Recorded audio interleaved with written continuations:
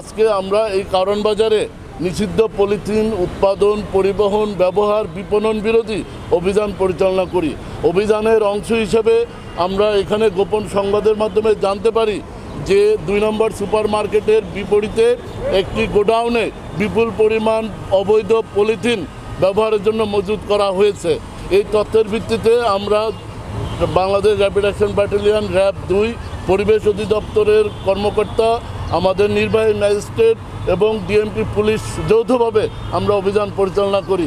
এই অভিযান পরিচালনাকালে আমরা প্রায় 3000 কেজি অর্থাৎ 3 মেট্রিক টন অবৈধ পলিথিন আমরা উদ্ধার করি, জব্দ করি, যেগুলো ব্যবহারের জন্য নিয়ে আসা হয়েছিল। একই সাথে আমরা এই কারণ বাজারের মার্কেটে 2 জন দোকানিকে অবৈধ পলিথিন ব্যবহারের কারণে আমরা বিজ্ঞ ম্যাজিস্ট্রেট তাদেরকে আর্থিক জরিমানা দণ্ড আরোপ করেন। আপনারা জানেন পলিথিন মানুষের শরীর এবং পরিবেশের জন্য মারাত্মক ক্ষতিকর।